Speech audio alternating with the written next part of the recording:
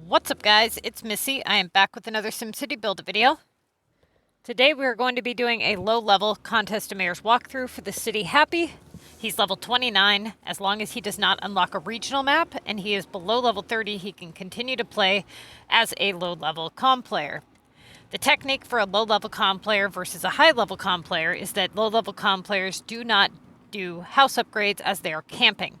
This allows them to remain below level 30, not unlock a regional, and continue to win the Contest of Mayors without having to level up, allowing them to kind of be able to stack up resources, storage, dozer, etc. That being said, you can utilize your experience bar until you get just before leveling up, and then you basically can't do much more after that, meaning that only regular residentials would be done. You would not do anything else because regular residentials are the only ones that can be converted to epic projects, which is something that you need to be able to do in order to rotate the right stuff. Okay, so the first thing that you do is set the scene, which is what we just did, where we say what we know about the player. This determines what tokens they have unlocked, how many factory slots, all that good stuff, if they're a high or a low-level CoM player. Now that we know they are a low-level CoM player, we move on to our task assessment, and that is where we go through and we say what we know about each assignment. This allows us to kind of get a feel for what we need to prep, what we don't prep, kind of, what our week is looking like, what we got going on. Now, anytime that you get stuck on an assignment, you really should do a task assessment, go through and mark everything so that you have an idea of what you're looking at.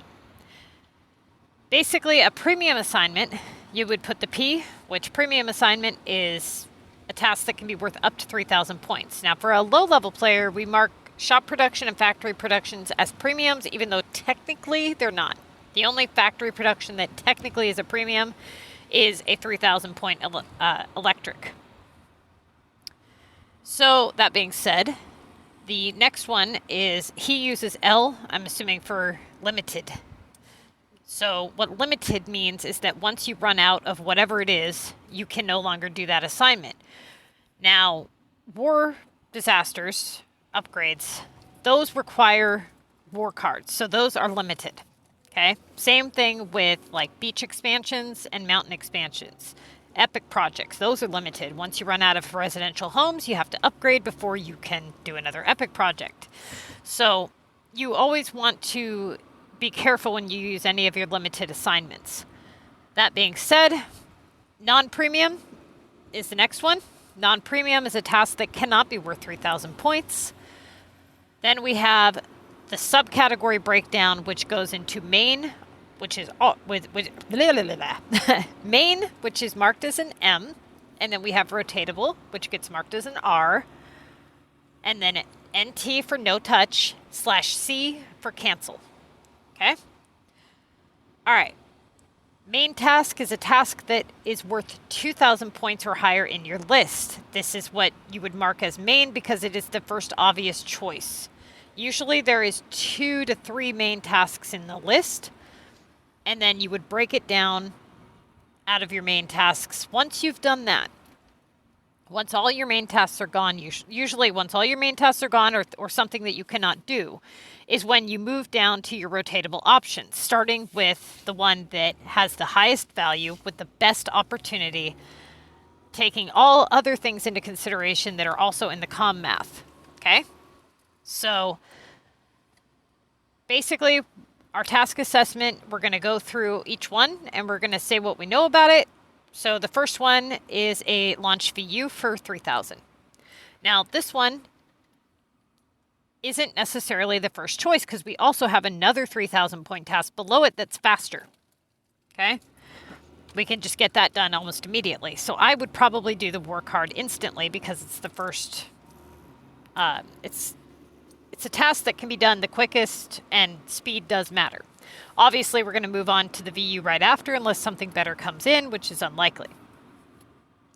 That being said, these are both main tasks because they're 2,000 points or higher. They are both premium assignments because they can both be worth up to 3,000 points. The next one is a monster assignment. At 2,000 points or higher, we will do this to open up that place value. Every time you do an assignment, you want to either open up that doorway, which would be the spot in the list that the assignment holds. It's holding a spot, okay? But then you also have a value placement. So if you can only have so many assignments worth 3,000 points, then if you have, let's say, 4 3,000 point assignments, you're probably not going to get a fifth, meaning you would want to do them so that you can open up those place values, okay? That being said, for a 2,000 point assignment at main task value, we would do this assignment only to open up that 2,000 point spot. Because that monster assignment, if you look at your Contest of Mayors guide, is a high algorithm assignment, meaning it's going to come back. Not if, but when. And it usually comes back right away. At this value, we would do it as soon as we can, okay? So we don't want to have the monster, be here and then disappear. So you definitely want to get that done as soon as you can. The design challenge we are not doing because that requires upgrading. So this is a non-premium assignment and it is a no-touch task. Especially at this value, we would not cancel it, okay? We have a premium for a low-level player, premium rotatable cement with good opportunity. Then we have a non-premium epic project. These can only be worth 2,400 points at maximum. This is a rotatable task. It is usually good for a couple of rotations. Then it comes back, so you want to save those epic points and stack as many epic assignments into one epic project as you can before you complete it. If you do not reach bronze and you don't get another epic project, let the house reset itself by just letting the timer run out. I'll repeat that again. If you do not hit bronze, you can allow this to reset itself by not completing the epic. If you did reach bronze or higher, then it will only convert to whatever tier you reached. That being said, you would want to finish up and do it for gold. But if you are playing on the Missy's Building Guide, these assignments, these Contest of Mayors assignments are going to slowly start to go away as you complete things like beach and mountain and things like that. Once you've completed all of your epics, you will either have to level up and make more houses or not be able to do that assignment. So those epic projects are pretty important, okay? If you can avoid completing them by not hitting bronze, then you should reset the house if possible. All right, that being said, let's move on to the next one. The coins, non-premium. Last resort rotatable, that's why it's marked with an LR. What this means is if you do not have any other rotatable options that pose good opportunity, let's say you have a whole bunch of upgrades in your list, you're close to the streaks, this is an excellent task to rotate in to try to get in that final upgrade or to get a couple good tasks in before you start the streaks. Maybe, let's say that you're at 20 tasks remaining. You got all 7 upgrades in your list. It might be wise to rotate the coins in hopes of getting like a long factory production secured in the main list so that you don't have to worry about it in the streaks, okay? All right, next one is a premium London. This is something with an okay algorithm rate.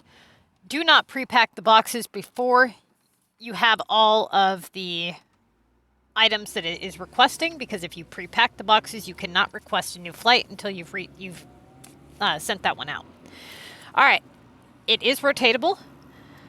Good opportunity because, like I said, it's premium. Same thing with the launch war attack, except for this one is limited time, meaning it can only be done during active war or on the monster. Okay. Now we have a premium minerals task at 990. This is rotatable. It has good opportunity. Moving on, we have a non-premium regular residential for 800. This is no touch. Technically, he could do this assignment if he absolutely had to, saying that he ended up in a really bad spot. Maybe he has a lot of high factory productions and can't get that final upgrade to come in, and he needs a place value to open up. That would be like a rare occurrence. He would do that to open it up. Okay, the next one is a premium donuts task. This is rotatable. However, you'll notice that with all lists that you always have an 800 point task or lower in your list.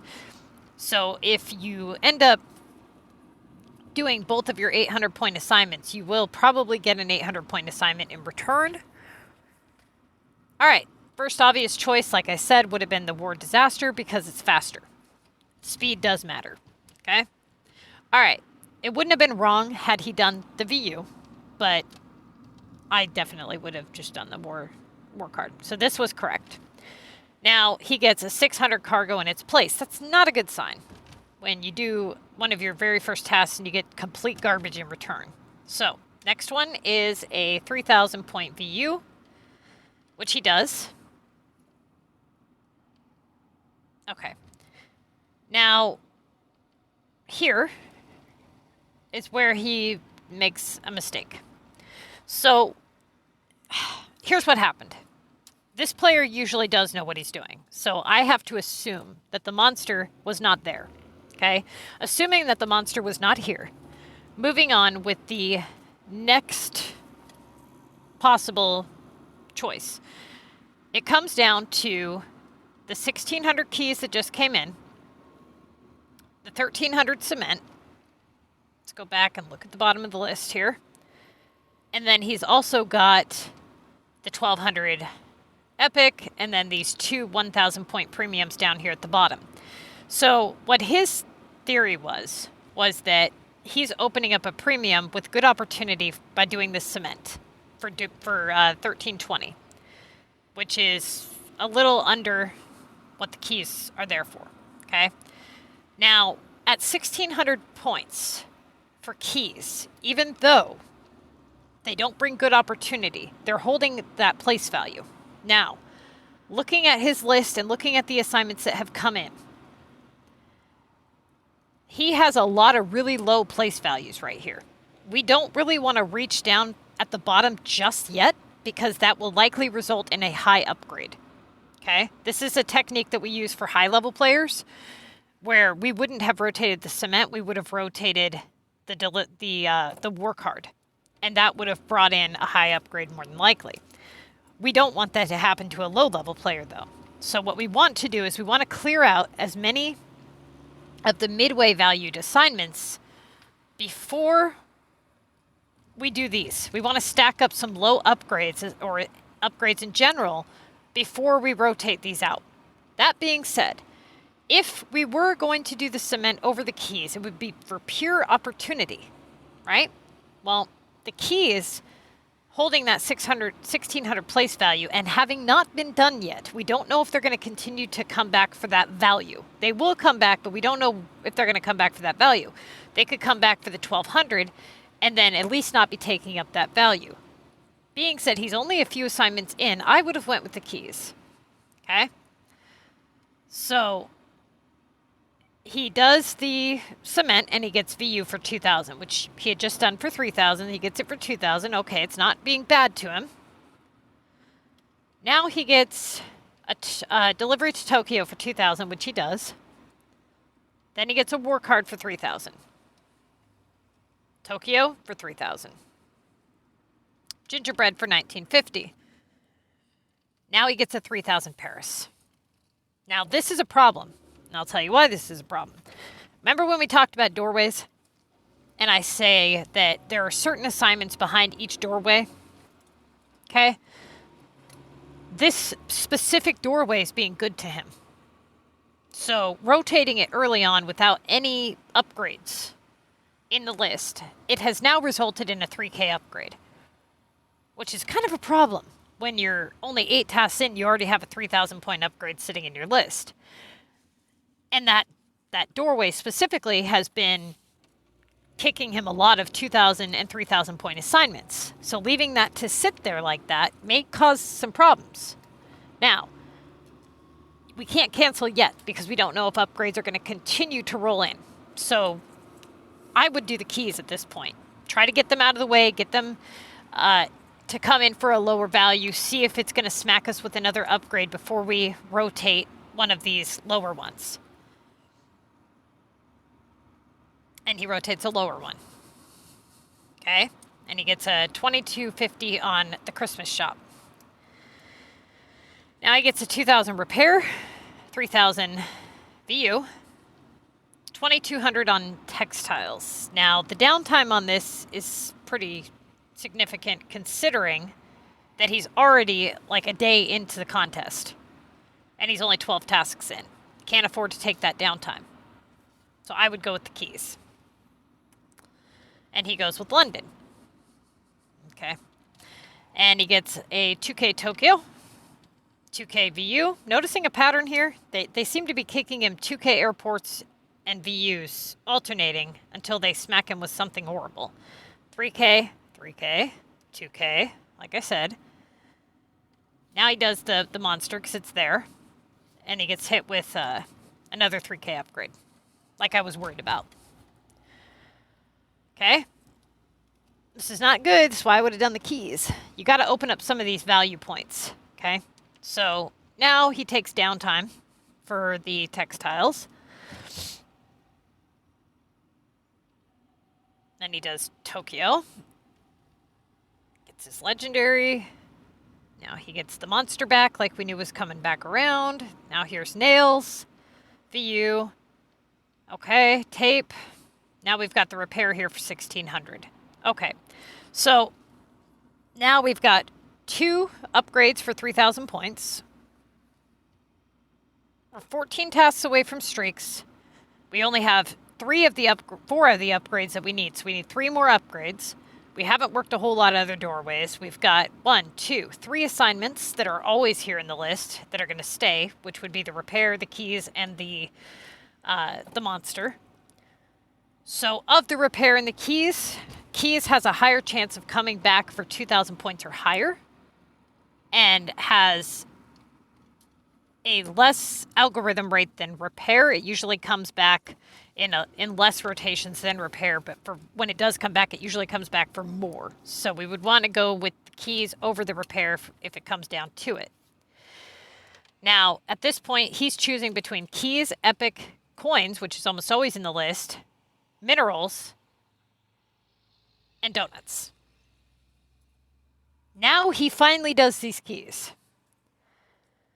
And he gets his 1440 on glass, which thank God that's secured, because he cannot afford that to come back in the streaks. Now, at this point, he does the minerals. This was another mistake. He should have done the repair. At this value, he should have done the repair. It hasn't been done yet. Okay? Now he does the repair when keys comes back for 1,600. Okay, so that's fine. Now he gets sugar for 1960, 11 tasks away from streaks. He cannot afford to do that one either. He really needs to get these other upgrades to come in. Okay, so he's got a choice between epic, donuts, coins. Epic would be iffy. Okay, so if we weren't playing with streaks, we would go with the epic. But because we have streaks and they're very close, it's not a good sign, because if he does this, he's on a timer for the epic and then he's on a cooldown timer. That could cause him to fail the streak. It happens to people all the time.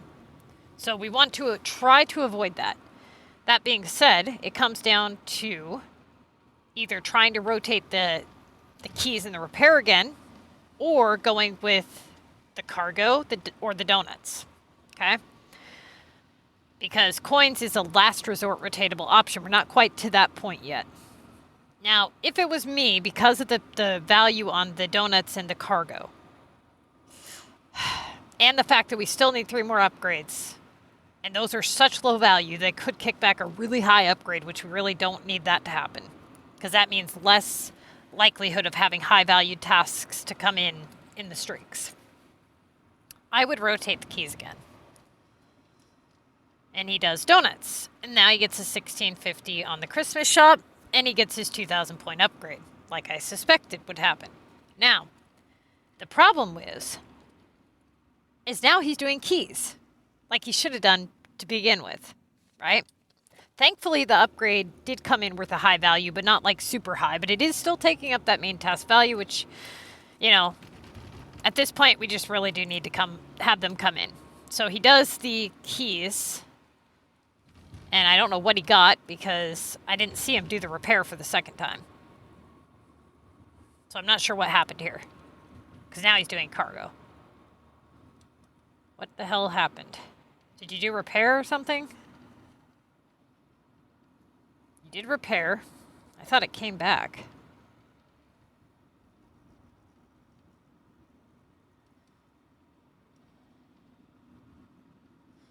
Okay. What? So now he does cargo. Mind you, now he has no task down. Oh, yeah, he still has one task down at the bottom for 800. So I probably wouldn't have done the cargo. I probably would have done the regular residential upgrade in hopes that it was going to kick back another upgrade to come in the list, given that he does have some experience left. 1,400 on techs.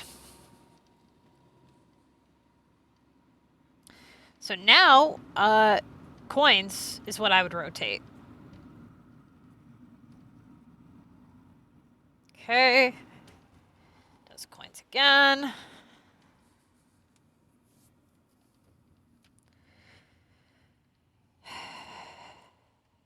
What? What?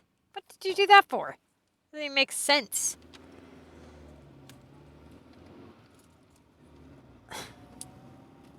Were you like... Okay. What?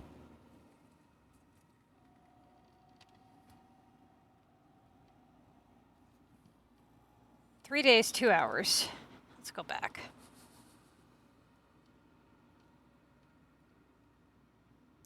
Metal is at 3 days, 4 hours. So in 2 hours' time, so you couldn't have been producing the chems because you didn't start the streaks. You're still working the same doorway. And then you change it up to do repair? When you had a 1740 on wood?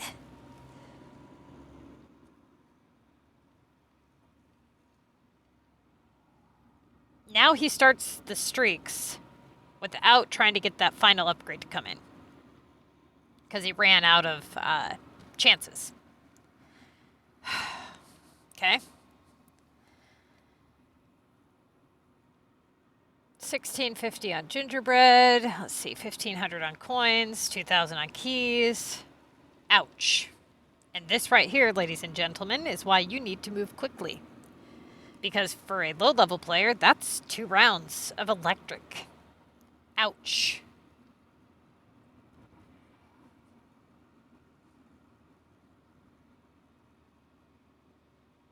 How did you do that in 10 hours?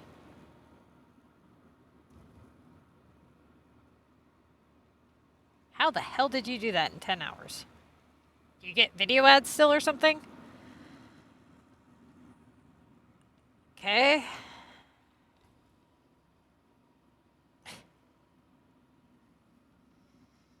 $3,000, 1,400. Let's see. Youch. More feed. See why it was good that he rotated those keys in? Because those keys actually gave him some higher point tasks that were slightly quick. So, honestly, going through this week's choices, a lot of you guys have never made these mistakes before until I started making high-level videos. Ever. Okay? And it has me questioning how many of you guys are still watching all of the videos, like watching high and low level videos, even though I advise that you do not do that. And this is why.